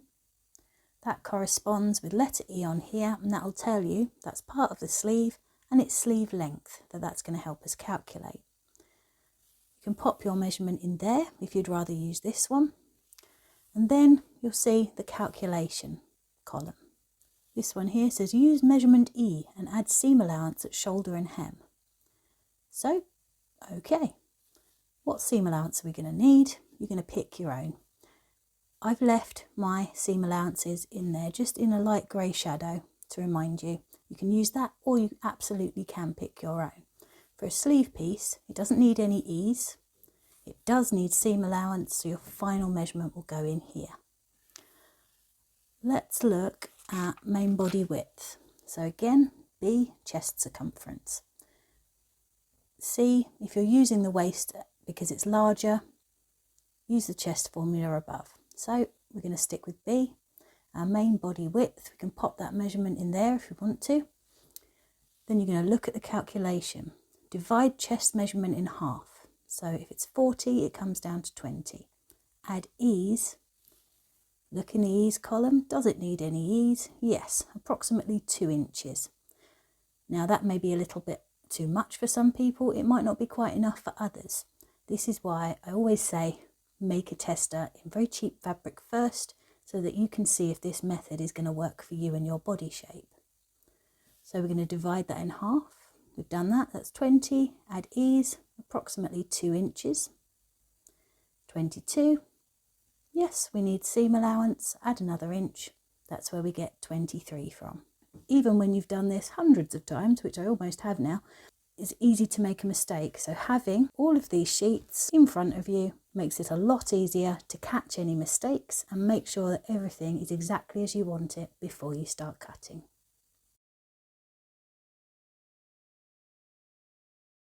So at this point you should have a completed pattern diagram ready to cut all the pieces out for your tunic or dress. There's one last thing that we need to make this process easier, and that's the neckline template. Now this template is for a close-fitting, simple keyhole neckline. There's a whole variety of complicated necklines that are available in the Viking age. We'll do a separate video on those later. For now, we're going to concentrate on making sure that you've got a simple neckline that's going to work for any time period and any location. That's what we want for a first kit and for a basic, simple tunic or dress. If you're making for somebody who can't be there with you for fittings as well, using this method will make sure that you make a comfortable neckline that fits well for them. Let's get started. For this section, you're going to need A4 size paper or cardboard, a pencil and sharpener, a ruler and a compass. You're also going to need some paper scissors and some glue or tape if you want to reinforce this template onto card later on. If you don't have a compass, you can also use some string and a drawing pin and a pencil to achieve this. However, a compass will give much more accurate results. Now the only thing we're going to need from our measurement record chart here is measurement L, width at the base of the neck. So we're going to make a note of that here. L equals 6 inches. That's all we need this part for at this time. Now, this 6-inch measurement here is the finished measurement that you want your neck hole to be. If I show you these, I make my templates so that this edge is my cut line, not my sew line. This is the line that I'm going to cut. It helps keep the neckline even if you do it this way. The only time that you would want to make one of these to a sew line is if you were using a facing, because then you've got your nice even sew line all the way around. But for this basic tunic and dress, we're going to use a template on a cut line. Now for Loki, our example person, we want our finished neckline to be 6 inches. However, if we cut it 6 inches, by the time we turn back the seam allowances, it's actually going to end up being nearer 7 inches. So we need to work out how much we need to take off for our seam allowances. Now, if you're using 1/2 inch seam allowances, you need 2 because you need 1 each side. This little bit is going to be turned back on itself, so you need to work out what this circle is going to be. Now with a 6-inch neckline, that's fairly easy. We're going to take a 1/2 inch off each side, giving us a 5-inch template. So we need to draw out a circle that's 5 inches all the way across. In geometry terms, this is our diameter. What we're also going to need is 1/2 of our diameter. And in this case, that's easy again. 2.5 inches, that's the radius of our circle. The radius value, that 2.5 inches there, is what we're going to use to set our compass when we come to that bit. We'll get onto that in just a second. There's one more calculation that we need to do first. Just before we do that final calculation, we're going to prepare the sheet that we're going to draw our template on. The first thing you need to do is take your paper and fold it in half. Get those lines nice and crispy. You want a really definite point. Don't want to end up being too wiggly. Fold it in half again. Make sure those lines are nice and crisp. It doesn't matter if they're a little bit uneven around here. We're not going to be using this part as a guideline. We're using this cross shape that we will see when we unfold our paper here. Now the first thing we need to do is draw in these lines. So go round, very carefully mark 4 points towards the edge, exactly on those fold lines. Once you're happy with them, fill them in with your ruler.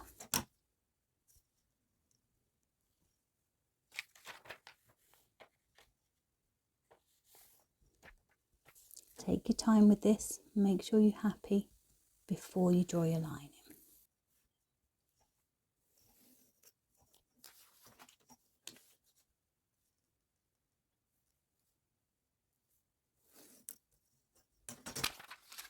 And you'll end up with something like this. Now, if you're super nerdy and you happen to have one, you can stick your protractor on here, have a look and make sure everything lines up how you want it to. Yep, I'm happy with that. Now, if I show you again on this template, for example, you'll see here that there's this line that's off center. Why is that there? That is your shoulder line. That is going to line up either with your shoulder seam or a line that you very carefully mark onto the fabric to make sure that your neck hole is exactly lined up where you want it to be. Now, because human bodies are weird shapes, the shoulder line does not sit exactly in the center of the circle.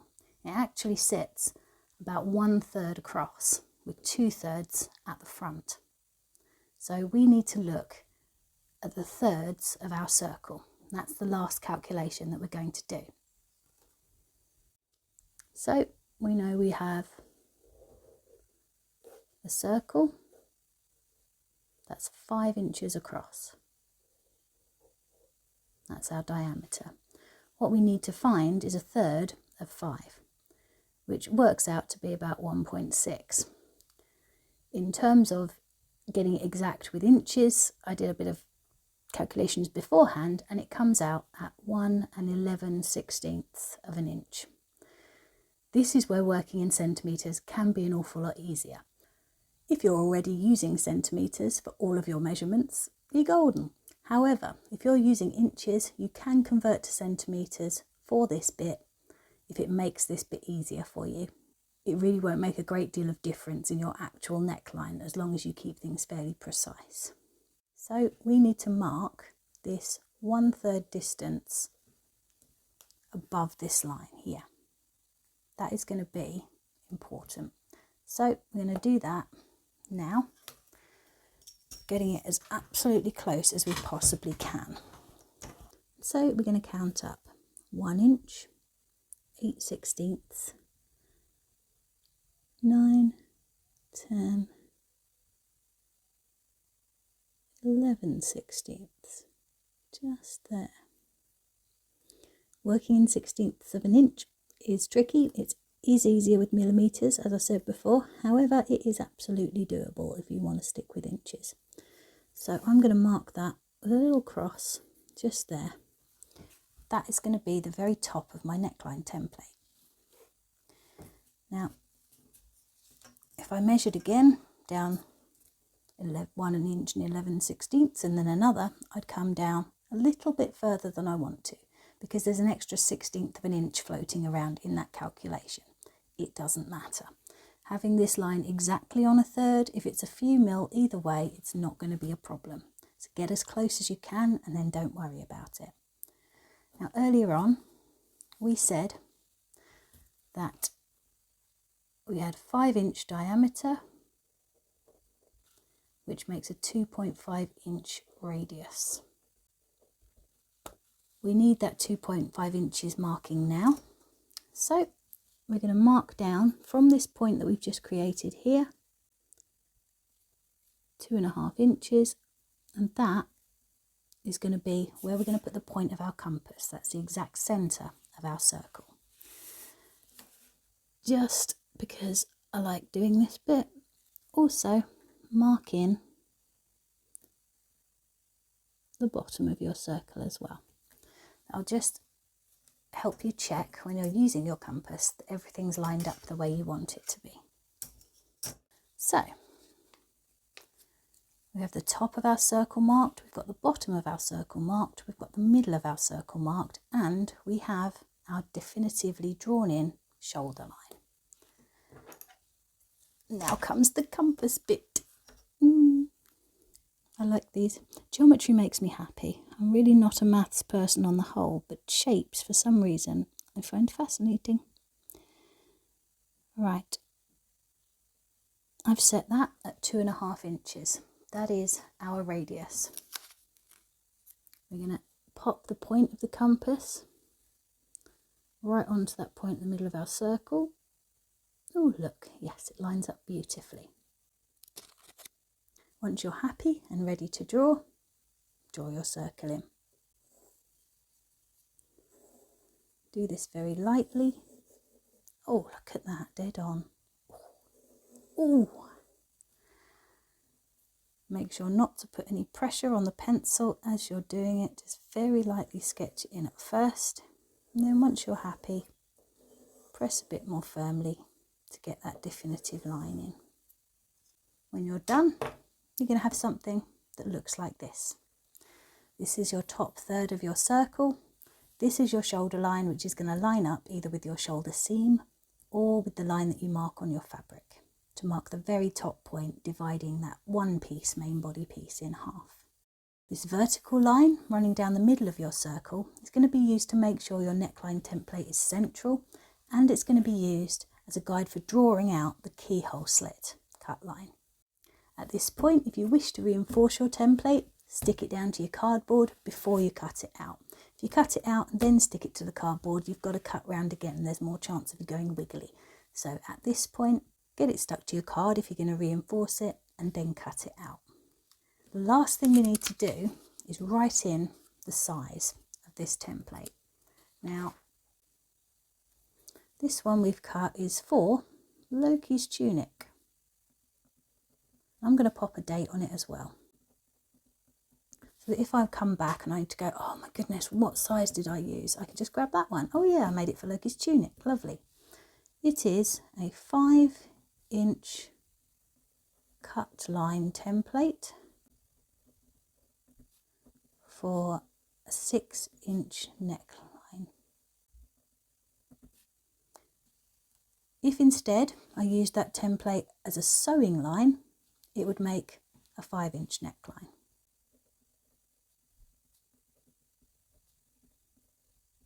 Now, as I said before, you can make sew line templates if you prefer. Just make sure that you note down what it is before you cut it out and forget. Because if you just write 5-inch template, is that a 5-inch cut line or is that a 5-inch sew line? So this is a cut line template for a 6-inch neckline. Writing all these details in may seem a bit like overkill, but there have been times that I really wish I'd been doing this sort of note taking from the start of my kit making journey. Take this one here, for example. Which line is the right line? I've got two. I made a mistake somewhere. I redid it. I can't remember what it is. I've had to rewrite it in again, and that annoys me. It makes it messy. It makes it a bit more frustrating, and you can avoid it all by making sure that you get these details down at the beginning.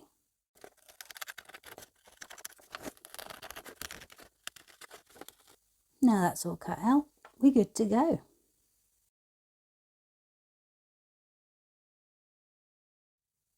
So we now have everything we need ready to start cutting out our fabric. Absolutely well done if you've got this far. If you followed me all the way through, kudos, because I know that was a lot, but well done, seriously. Now there's one last little bit of information I want to give you in this video, and that is about cutting plans. It's how to work out how much fabric you're going to need if you haven't bought it yet, or if your planned garment is possible to cut out of what you actually have. In the final section of the PDF, you'll find some diagrams that look like these. These are provisional cutting out plans, ideas and ways that you could choose to lay out your pieces on your fabric when you're cutting out. This is really, really handy to do before you start even thinking about ordering your fabric, because it will let you know how to order exactly what you need. And if you've already got some fabric that's prepped and ready to go, you can check that everything's actually going to fit and work nicely. Please bear in mind, if you've just bought fabric home and you've measured it, it is going to change in its measurements slightly once it's been prepped. I will keep stressing the importance of prepping your fabric properly, making sure it's washed and dried in the same way that you're going to wash and dry your garment before you start cutting it, because it will change.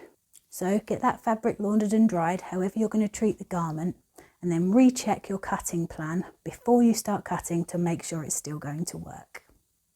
Now these cutting plans are based on modern fabric widths that are available in the UK, 55 to 60 inches as an average. I know that in some places the fabric comes in smaller widths. In that case, you're going to have to adapt these cutting plans to the fabric you've got. We know that fabric was a really valuable resource. We know it was incredibly time intensive to create. So I keep that in mind when I'm planning out my cuts. It's why I tend to use the piece side gores rather than the whole gores, because it makes a lot more sense to minimise the amount of wastage that you have. There's not very much you can do with a gore shaped piece of fabric if you don't need it for a garment. So with these cutting plans, I try and keep that in mind. These cutting plans are not to scale. I need to reinforce that. These are not to scale at all. And these are going to change completely depending on your measurements, because the way that we pattern these garments is completely individual to the person that it's being made for. Your cutting plan is also going to be completely individual. So these are just guidelines. Now, if these sorts of plans don't make great sense to you, or you're somebody who really needs to work visually and with actual pieces, there's a method that I'm going to show you now that you might find helpful. Personally, I really enjoy it. I like drawing out little diagrams and cutting out pieces and playing with rulers and stationery. That may not be your jam, that's fine. I'm a nerd, it's all good. So we'll look at that now. Now, if you're finding it hard to visualise the best way to plan your cuts just using the numbers, making small scale cutouts of all the pieces you need and moving them around on a scale drawing of your fabric can be really helpful. Always check your measurements using the numbers as well afterwards, just in case you make a mistake with scaling any of these pieces.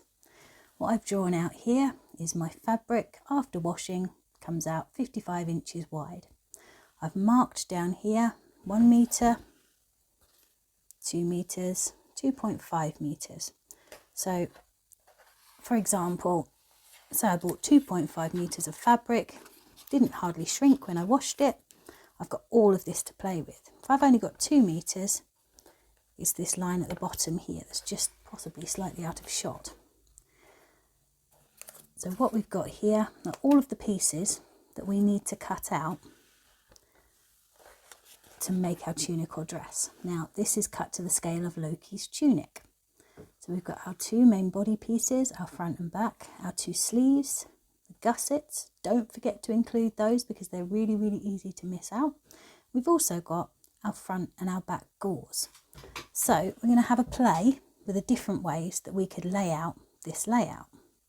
Say we've only got 2 metres of fabric to work with. We're going to get our main body pieces in as tight as we can. Now, usually I wouldn't say do it exactly to the edge, but this will give us an idea of how much spare fabric there is to play with once all of this is in place. So if we say we're going to cut our main body piece in 2 separate pieces, it looks like our sleeve is going to fit in there. So our first option, we'll use this. These are our gusset pieces. These are scaled to 8-inch gussets.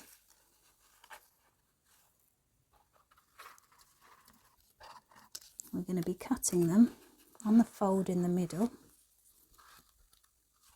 In this case, plenty of room.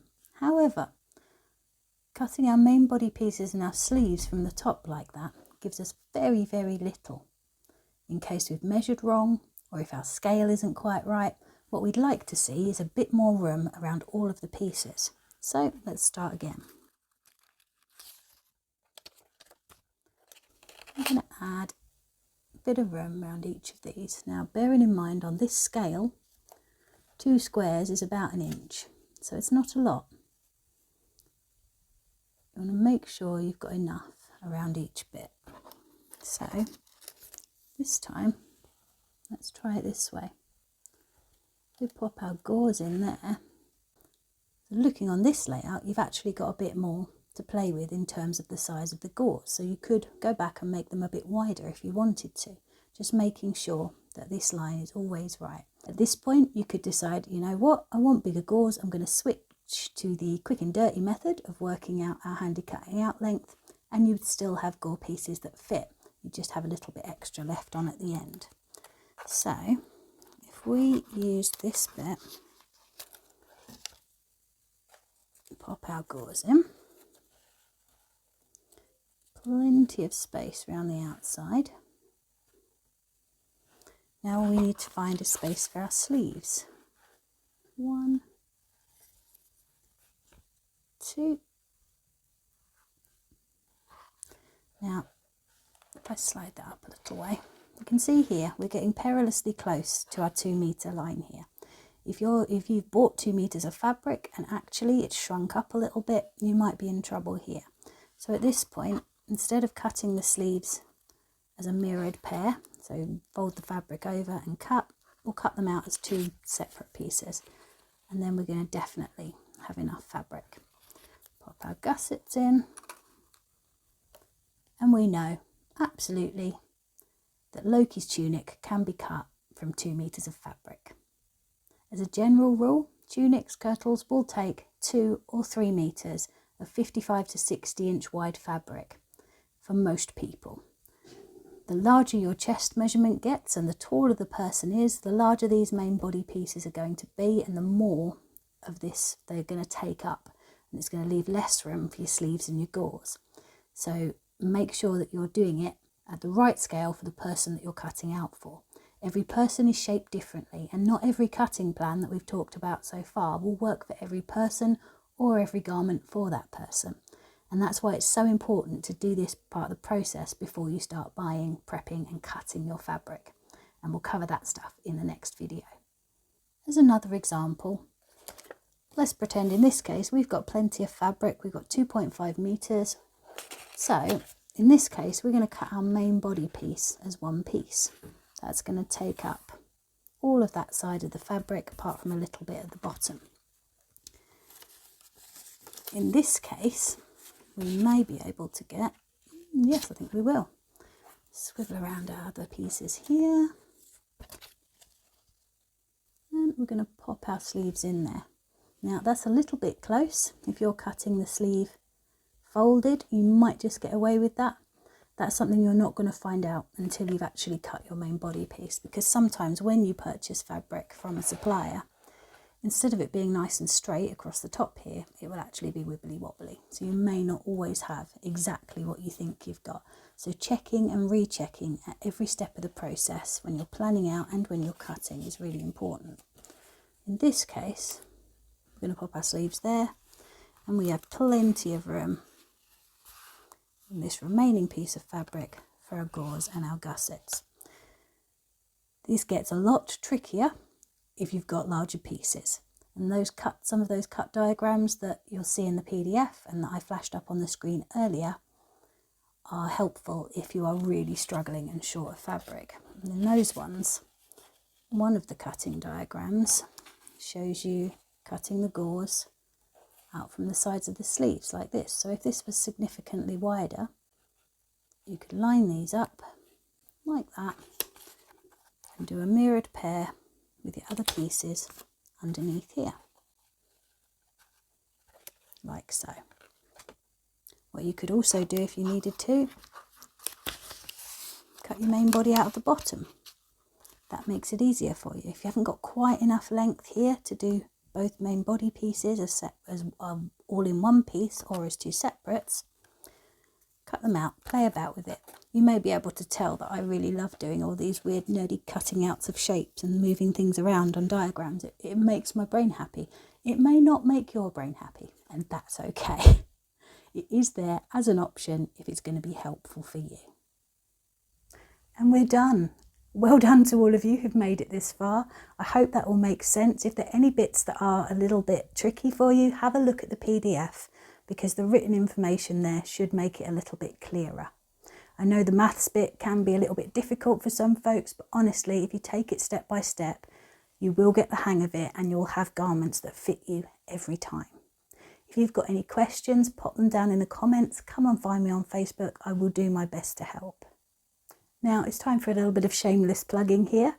My reenactment group has their big show of the year coming up at the Maybank holiday. That's the 4th to the 6th of May. So if you're anywhere in the east of England and you fancy a fantastic day out with a bunch of Vikings, come and see us at Flagfen Archaeology Park. It is going to be the best ever. Trust me, come and see us. You won't regret it. So have a wonderful day, everyone. I hope I haven't boggled your brain too much. Thank you very much for watching, and I will see you soon. Bye.